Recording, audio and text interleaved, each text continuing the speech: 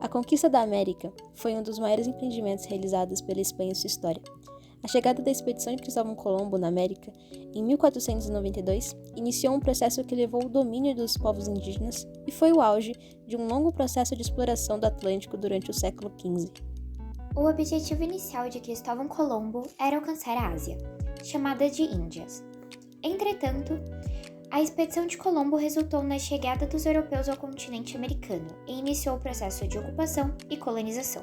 Ao adentrar o território americano, os espanhóis se depararam com civilizações pertencentes ao local, os Incas e os Aztecas, que possuíam suas próprias formas de política e vivência em sociedade. Sendo assim, com o objetivo de controlar a economia e a exploração do lugar, os espanhóis passaram a usar mão de obra indígena. Esses habitantes, tais chamados de pré-colombianos, tiveram suas vidas completamente afetadas pela colonização espanhola, visto que eram obrigados a pagar impostos cobrados pela metrópole. Também chamadas de pré-colombianas, pois se desenvolveram antes da chegada de Cristóvão Colombo à América. Essas civilizações eram politeístas e suas divindades eram associadas a forças da natureza. Já do ponto de vista material, eles foram os mais desenvolvidos da América. A conquista da América Espanhola ocorreu principalmente por meio da violência, o que foi bastante ressaltado em relatos da época. Os contatos iniciais amigáveis logo foram superados pela ambição dos espanhóis de conquistar e explorar, principalmente à procura de metais preciosos. Os espanhóis organizaram essa mão de obra em dois sistemas, chamados de encomienda e mita. O primeiro consiste em uma espécie de troca na qual a mão de obra oferecida pelos povos indígenas era paga com ensinamento de catequese e alimentos. Já a mita consistia na ideia de um trabalho compulsório, na qual os escravos eram utilizados para serviços prestados em parcelas. Segundo eles, a única forma de salvação da alma era através da catequização, pregadas pela religião cristã. E também, os índios tinham que trabalhar nas minas de prata ou em plantações em condições completamente precárias. Posteriormente, essa mão de obra indígena foi substituída pela escravização dos negros africanos, que foram trazidos à força de seu país com o objetivo de trabalhar em lavouras de cana-de-açúcar, tabaco, cacau, algodão e entre outros. A escravização dos africanos não foi o principal marco da colonização espanhola, mas mesmo assim trouxeram consequências graves diante desse cenário, como a opressão e a violência. Com a chegada dos espanhóis em 1492, Isabel de Castela e Fernando de Aragão, conhecidos também como os reis católicos, fizeram uso de sua influência conquistada após anos de lutas contra os muçulmanos da Península Ibérica com a Igreja Católica, e assim surgiu o Tratado de Tordesilhas, em 1494. O Tratado de Tordesilhas é um acordo entre Portugal e Espanha, com a finalidade de delimitar as áreas de exploração entre ambas na América do Sul. As terras do lado oeste pertenceriam à Espanha e as descobertas a leste pertenceriam a Portugal.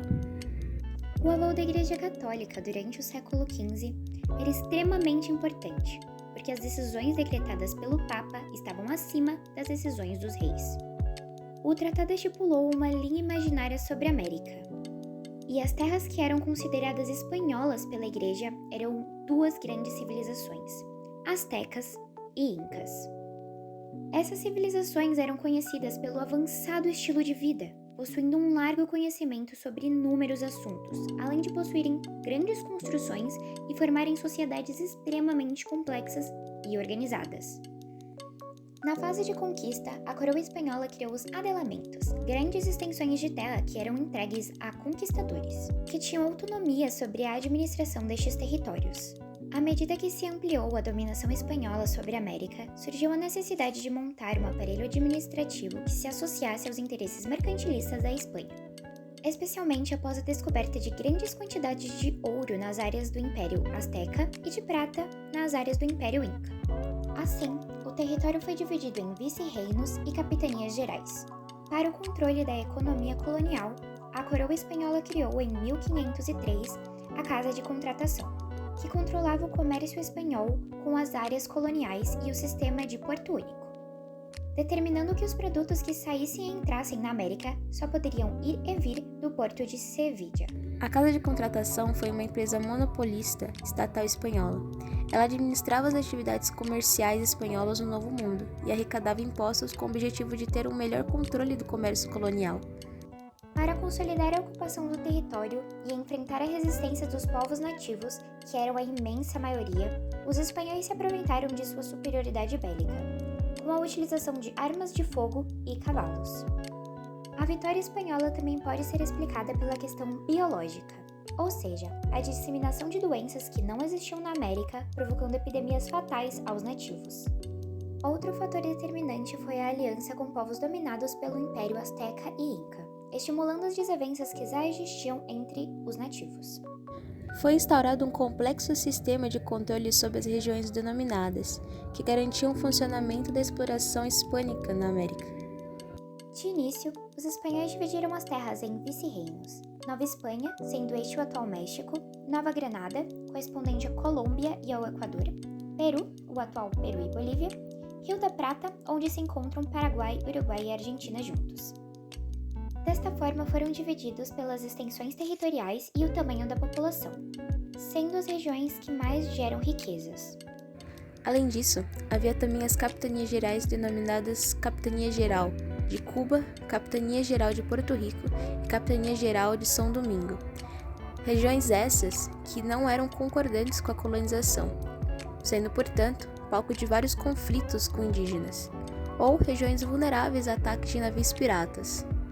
Em princípio, conquistados por Hernán Cortés, em 1535, o primeiro vice-reino foi estabelecido, o vice-reino da Nova Espanha. É de importante ressalta que tanto os vice-reinados quanto as capitanias gerais eram supervisionadas por vice-reis, escolhidos por um órgão da coroa espanhola que ajudava o rei no domínio civil, militar, comercial, jurídico das colônias, o Conselho Real e Supremo das Índias. Por fim, podemos levar em consideração o medo, uma vez que os indígenas pensavam que os espanhóis eram encarnações de deuses. Os astecas, por exemplo, acreditavam que os conquistadores liderados por Hernán Cortés eram mensageiros de deuses. Em várias partes da América, entretanto, houveram resistência dos nativos, que lutaram para sobreviver. Outros, em contrapartida, optavam por fugir. Além disso, muitos espanhóis tentavam defender os nativos, denunciando as violências cometidas. Mesmo assim, a mortalidade foi gigantesca. No século XIX, o processo de independência da América Espanhola durante a colonização ocorreu. Com o surgimento do iluminismo na Europa e a independência dos Estados Unidos, ocorreu um forte incentivo pela luta por independência. Contaram com o apoio da Inglaterra, que estava interessada em matérias-primas e novos fornecedores para a expansão de seu mercado. Por fim, com diversas revoltas no território colonial, a independência ocorreu, e o término dos vice-reinados e capitanias gerais, dando assim origem ao surgimento de novas nações.